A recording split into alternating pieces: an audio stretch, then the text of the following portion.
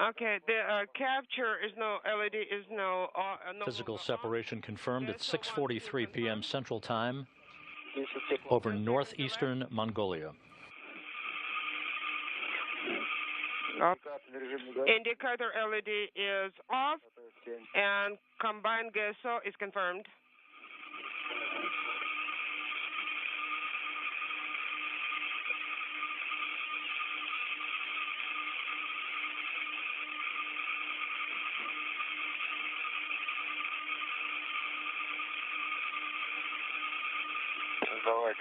Okay, guys.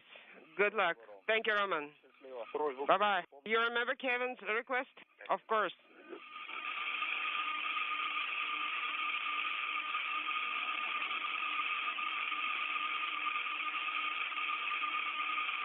Ford, Novitsky, Turelkin 1 minute elapsed. departing the facility that has been their home for the past 5 months.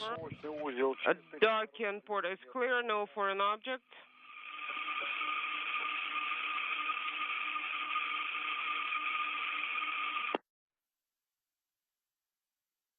Release, transmit, released. The Soyuz crew reporting that the docking interface at the Poisk module is clean, free of debris.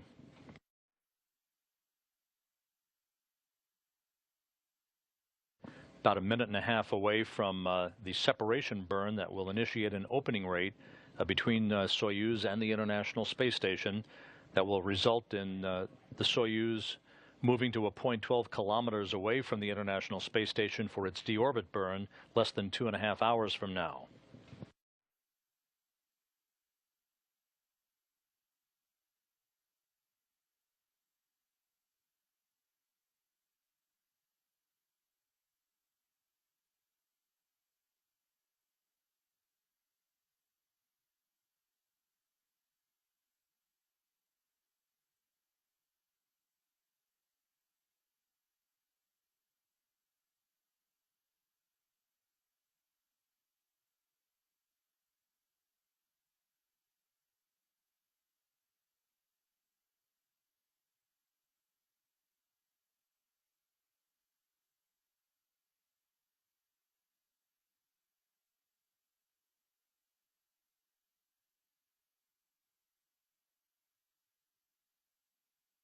About 15 seconds away from the separation burn.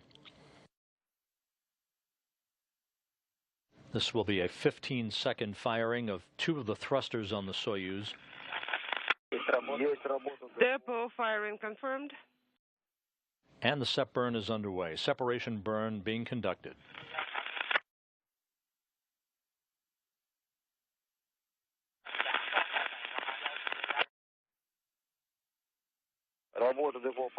Depot. And the separation burn complete and good. No longer illuminated. 15 seconds duration.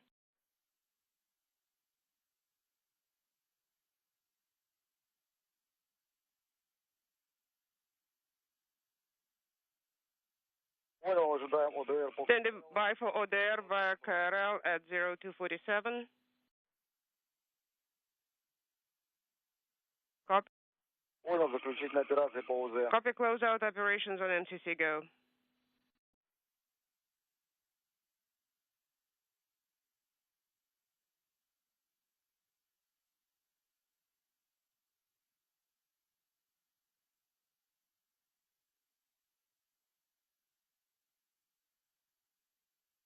Down the longitudinal axis of the Russian segment of the International Space Station at the crosshairs, that's the ISS Progress 49 vehicle, which will remain attached to the aft end of the Zvezda service module for about a month.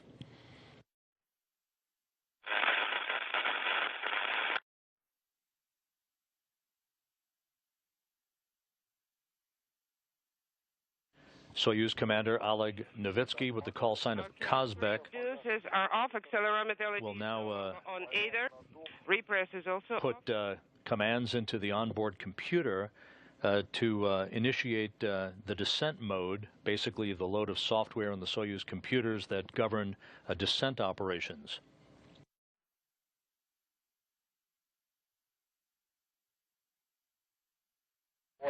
Copy. Closeout ops are in work per page 97. Copy. Stand them by.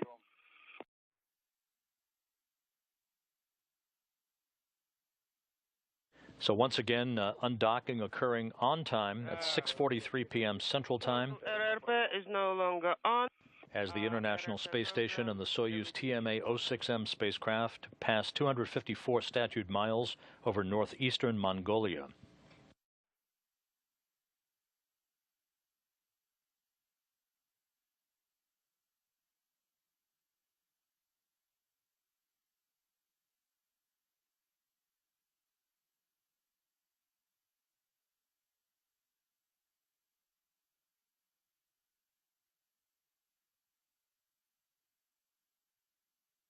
This view basically showing some of the control panel displays, the same thing that Oleg Novitsky is seeing in the center seat of the descent module, flanked on his left by board engineer Yevgeny Tarelkin, and on his right by NASA flight engineer and Expedition 34 commander Kevin Ford. The trio now backing away at a gradual fashion from the International Space Station. Their deorbit burn scheduled 2 hours 23 minutes from now. Touchdown on the steppe of Kazakhstan 3 hours 16 minutes from now.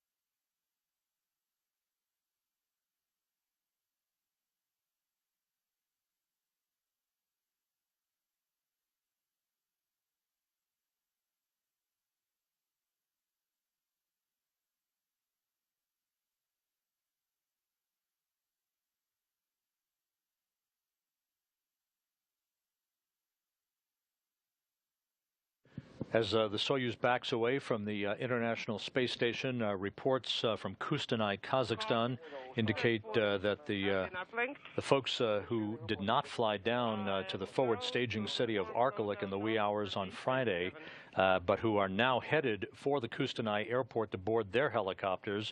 And again, they will be taking off at about 8:05 p.m. Central Time, some hour and 15 minutes from now, for the 2-hour flight down to the landing site to join other helicopters already pre-staged in Arkelik to form a racetrack pattern around the landing zone and greet the returning Soyuz vehicle and its 3 crew members. Go for command descent.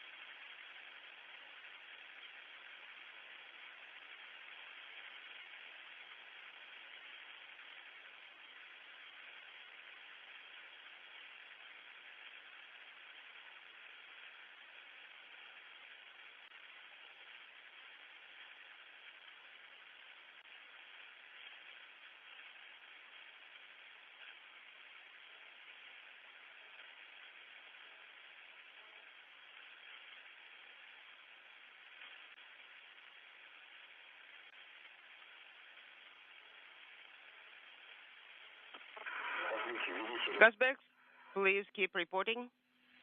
This is Mission Control Houston as the Soyuz vehicle continues to move away from the International Space Station. This radar image shows the current conditions at the landing site in central Kazakhstan. The circle representing the landing target for the Soyuz TMA-06M. The landing scheduled to occur at a coordinate of 50.39 degrees north latitude, 67.20 degrees east longitude, some 36 miles northeast of Arkalyk. And as you can see from the current radar, it is severe clear in the early morning hours, the pre-dawn hours in Kazakhstan. The weather forecast calling for some scattered clouds at about 1,000 feet at the landing site, one broken deck of clouds at about 25,000 feet, light winds out of the southeast at 7 miles an hour, but frigid temperatures about 15 degrees Fahrenheit forecasted landing time with a wind chill factor of about 4 degrees Fahrenheit. The landing to take place an hour and 23 minutes after local sunrise. Pressure NSR, we gave you from the right control panel. On the left, it's 790.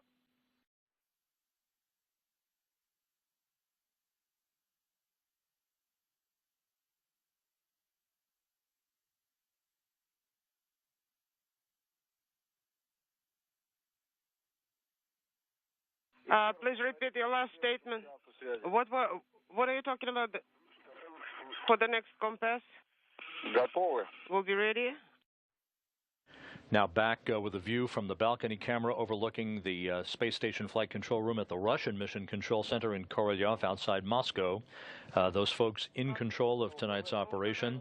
The Russian search and recovery forces are poised to deploy from various locations to descend on the landing site to the northeast of Arkalyk.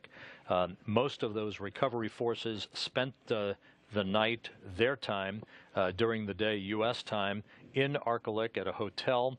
They will be making their way to the Arkalyk airstrip to board their respective helicopters for about a 30-minute flight to the landing site, while the remaining search and recovery team members will depart Kustanai in about an hour and 10 minutes or so for a 2-hour flight down to the landing site to join their other search and recovery force colleagues. The NASA delegation for the landing team in Kazakhstan this evening, Saturday morning Kazakhstan time, is led by Mike Serber, who's the director of human spaceflight operations in Russia. He is joined by the Deputy International Space Station Program Manager for Utilization, Joel Montalbano, the Chief Astronaut for NASA's Astronaut Office, Bob Bankin.